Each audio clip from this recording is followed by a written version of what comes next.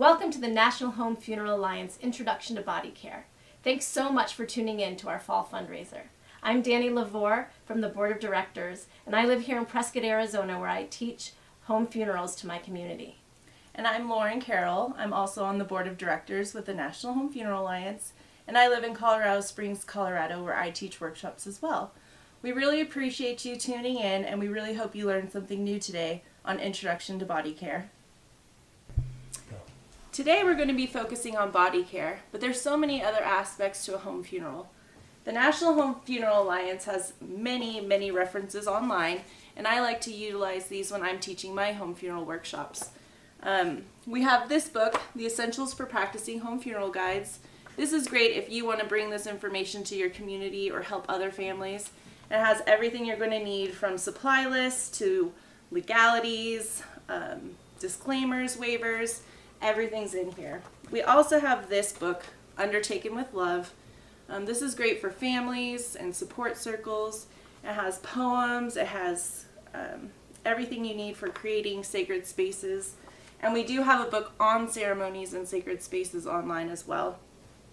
You can also purchase our rack cards. These are great just to have to hand out to people in your community, but also to hand out at your workshops. Just talks about that they're safe and legal, the states that do require some extra additional help. These can be purchased online. And then we do have a slideshow. I bring this with me everywhere I go. This can be printed out, or if you have a laptop, you can show it. But it just goes over the history of home funerals and why we're seeing it emerge again in our society. So again, we're going to be focusing on body care, but there's so much more out there, and all the information is going to be available online at the National Home Funeral website. When preparing for your home funeral, you want to pay attention to what room you'll be caring for the body in. It's good to choose a room that has a fan or an air conditioning, and if those aren't available, at least you want to have windows that can open for extra ventilation. Keep in mind the season, if it will be hot or cold when you're having your home funeral. There are some supplies that you want to acquire when preparing, and you have a list on our website, and here is an example of some of the things that you'll need. It's good to have some flowers and some sage and candles for making ceremony, if that's something that appeals to you. We use an eye pillow and a scarf for setting the features, a comb and shampoo for dealing with the hair, a pitcher and a bowl of water, and some washcloths and towels. One of the most important things that you'll have is some ice. Some home funeral guides recommend dry ice. I prefer to use regular ice packs and Techni ice. Essential oils can be very important, both for cleansing the body as well as for helping keep the anxiety of the people performing the home funeral at a minimum. We have oil for anointing and instruments for doing care of the mouth and cleaning up the ears and the nose and things like that. Other things that aren't on this table that you might want to have at hand are trash bags, gloves for universal precautions, some gentle soap, scissors, and cornstarch if the wounds or skin starts to weep. Hydrogen peroxide and alcohol are also really good to have on hand. At the beginning of every home funeral, I like to just take a look at the body, remove things like IVs, EKGs, or catheters. This is also a good time to take note if you notice any open sores, or if the body's been autopsied, or perhaps had donations for bone harvesting. We're going to address those later during the washing, but it's always a good idea to prepare for those areas. The next thing that I'll do is take and prepare my water for washing the body. I like to pour warm water into a bowl of dried flowers, and then add the appropriate essential oils for whatever is kind of going on in the situation. I always use lavender because it's got antimicrobial properties as well as is very relaxing for anxiety. And then sometimes it's good to use something uplifting like grapefruit, orange, frankincense, or lemon balm. By adding the essential oils, we begin to create a space that has that can hold us well while we do our work.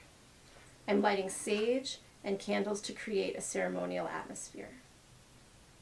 This is also a great opportunity for families to read poems, to do prayers or blessings, or whatever feels natural for you. I bless your hair that the wind has played with. I bless your brow, your thoughts. I bless your eyes that have looked on us with love, and I bless your ears that listen for our voices. Once we've created the sacred space, we need to address the eyes and mouth. It's quite common for the eyes and mouth to be open at the time of death, so we're going to use eye pillows to set the features of the eyes, placing it gently over them.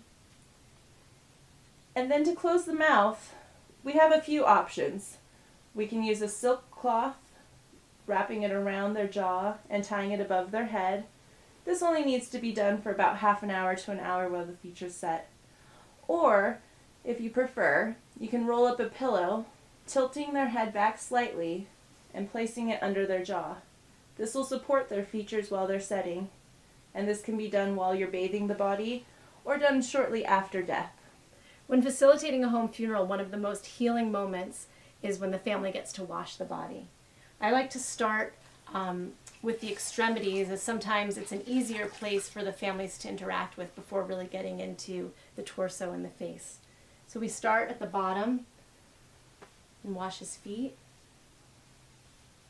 And this is a really great time to tell stories, to notice the scars on his body. Maybe his mother could tell stories about his life and the things that have happened, memories that you have, things that you did, hikes that you took together with your feet.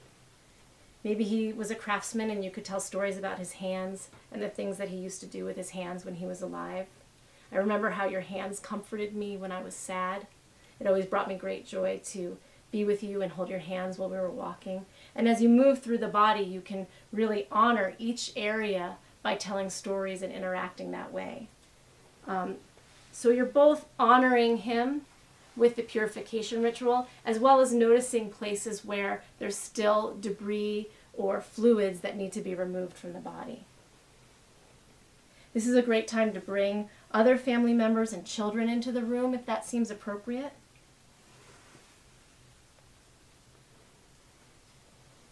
And also, if you choose, you can use a pitcher of water to wash the hair. You would need help. Someone could hold the head and put a bowl underneath or use a trash bag to catch the water. And you would just gently use a pitcher to pour water over the head, use some shampoo and shampoo them up, and then rinse again. And it's a really nice way. The body looks so refreshed after having its hair washed. It's important to keep in mind that we do this work with the most grace that we can muster. There's always room in the space for laughter and all the different things that happen when you handle bodies. As we move the body around, air can escape and different fluids, which sometimes make people uncomfortable. And it's always good to remember that humor has space in the room. Mm-hmm. So after bathing the top of the body, we're going to place a Chuck's pad underneath so we can catch some of the body fluids if they do escape. Now we are going to be using the Techni Ice to make sure that those bodily changes don't happen rapidly. This is also a good time to remember that you do want to make sure that the abdomen is always cool. If you start seeing any bloating or start hearing any sounds, that means that the body needs to be cooled down, or maybe the temperature of the room needs to be brought down a little bit. But we're going to place the Chuck's pad underneath by using some rolling techniques that will help make it an easier process. You definitely need more than one person to do this.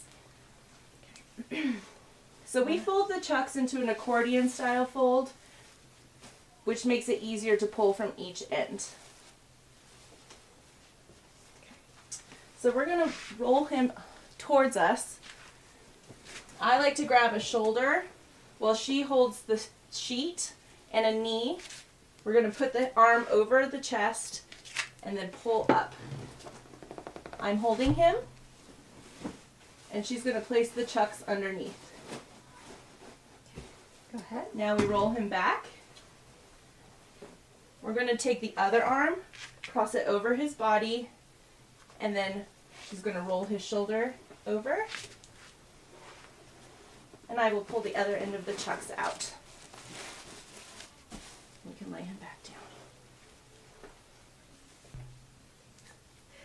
Oftentimes when you roll the body, it's the time that different things can come out, fluids can come out of the mouth or other parts of the body.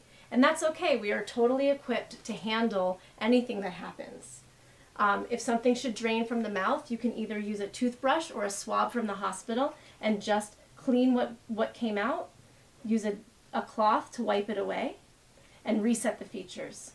At that point, oftentimes the jaw will be in its place and you can just move the lips as needed. You can also clean the legs if anything came out in that area, and you'll be good to go. This is a great time to use a paste of cornstarch and maybe sometimes other herbs to care for wounds and autopsy scars. And then we always apply extra ice to those areas. As I said before, I like to use ice packs or Techni ice. And what I love about the Techni ice is that you can actually cut it in strips and put it just the right size. So if he had a scar coming up here, I could cut the Techni ice and put just a little bit of it right as I needed it. Once you've washed and cleaned the body, the next thing you want to think about is whether or not you're going to dress the body or just cover it in a shroud or blanket. We will give you some techniques at this point for how you would dress a body. Some people like to just cut the back of the dress, slip it on, and tuck it behind, but we will show you now it's especially easy with a button-down shirt to dress somebody. First, what you do is you fold up the opposite side so that you can roll it and pass it underneath the body with help. I'm going to take his arm and put it in a shirt, sleeve.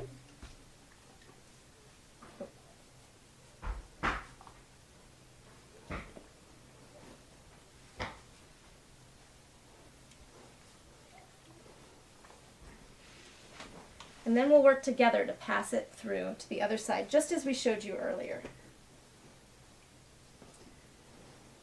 So I'm going to, once again, lean him towards Dani while I reach under and grab the folded shirt. So I'm going to put his arm, cross his arm over, lift,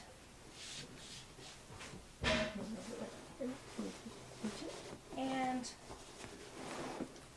with some finesse, grab the shirt, and we have it under. And then I'll take this arm. Again, it makes sense to cut the shirts because this is very hard to manipulate the body once they have gone into rigor mortis. But we did it. We're going to put the arm back down. And then you can button his shirt as needed. And then we'll work on putting on pants and shrouding the body. Once you have the body dressed, you'll want to know if you're going to be putting the body into a casket, just preparing it for transport to a crematory, and if you want to shroud the body. At this time, we'll take a moment to show you how to shroud the body. It's the same technique that we've been using for rolling. I have the shroud over here, which I'm just using a simple sheet. You could use grandma's blanket or something important to the family, and there's amazing things available for purchase. First, what you'll do is you'll just bunch it up so that the side that's going to be pulled through is closest to the body. I have it under his arm over here, and then we'll go ahead and roll him forward. And I actually like to just use the blanket like this to get him up really high, put it back down, and then pull the shroud through and reach it. Maybe? There we go.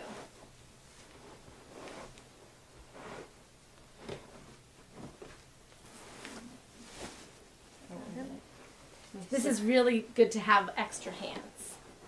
Okay.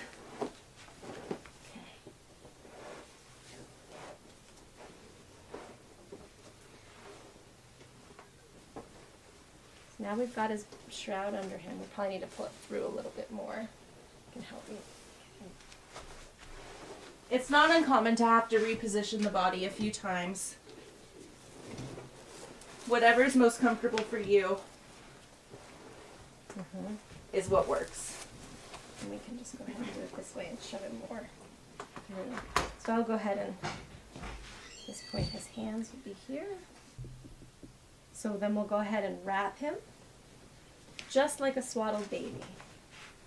He's so tall.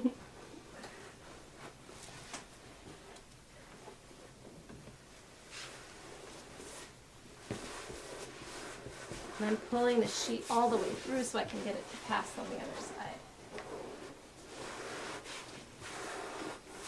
Oh, God, this one matters. It's okay.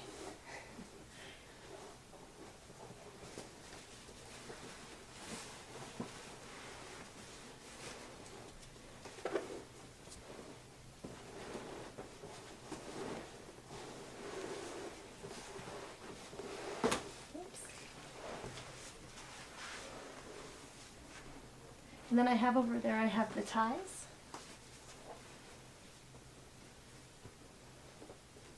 I'm going to go ahead and do his feet.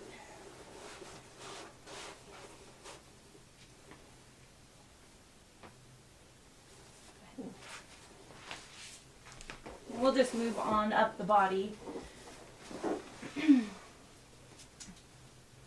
Tying in different areas until it's complete. As we tie up the final tie, it's a good time to call in family members to say their final goodbyes before you bring the body to its resting place. So it's really important to include family members, including children. It's something simple that they can do. Just place some flowers. But again, home funerals are for everybody.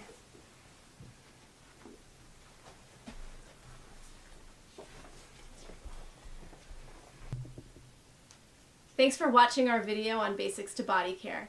Be sure and stay tuned as we answer your questions, ask for your money, and teach you more about home funerals.